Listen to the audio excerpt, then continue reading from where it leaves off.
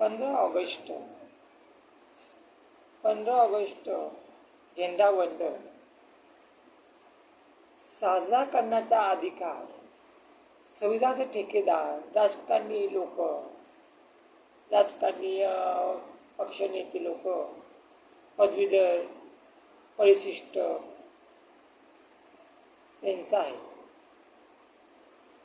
कारण हे स्वतंत्र झालेले आहेत, यांची हुकुमशाही आहे. हे करतील, जो कलम चालवतील तेच खरं. सगळी सत्ता यांची आहे. म्हणून गोरगरीब, अडाणी, सामान्य यांनी झेंडावंदन करून झेंड्यांचा अपमान करून किती गुलाम आहेत, त्यांना न्याय भेटतच नाही, भेटलाच नाहीये. त्यांनी झेंडावंदन करून म्हणजे झेंडावंदन करणे म्हणजे झेंड्याचा अपमान करणे आणि स्वतःचा अपमान करणे होय. तुम्ही झेंडावंदन करायला जाणार सकाळी, त्याचा फायदा कोणाला होणार? स्वातंत्र्य कोण झालेलं आहे?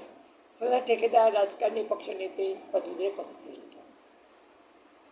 झेंडावंदन केल्यामुळे आणखी फायदा त्यांनाच होणार आहे. आणि आपण तिथे जाणार गुलाम आणि झेंडावंदन करणार आणि केल्यानंतर ते लोक काय म्हणणार की हे मूर्ख लोक गुलाम आले झेंडावंदन करायला, चॉकलेटसाठी किंवा समोसा वडापावसाठी आले आणि जातील 1 तासामध्ये, 15 मिनिटामध्ये, 8 तासामध्ये, आणि आज दिवसभर खुश. काही लोकांना 10-50 रुपये दिले तरी तर पण ते झेंडावंदन करायला येतातच, नाही का? म्हणून ते आपल्याला मूर्ख समजतात. आणि झेंडावंदन करणारे लोक जे आहेत, सगळे ठेकेदार, राजकारणी, परिशिष्ट लोक, पदवीधर लोक, यांना काही स्वातंत्र्य झाले असल्यामुळे झेंडावंदन करू शकतात आणि स्वातंत्र्य आहे. आणि झेंडावंदन केल्यामुळे त्यांचा फायदाही असतो. टेंडर भेटू शकते, आणखी मंत्री पद भेटण्यासाठी, त्यांना प्रमोशन होण्यासाठी, त्यांना सत्ता मिळण्यासाठी, त्यांना आणखीन काहीतरी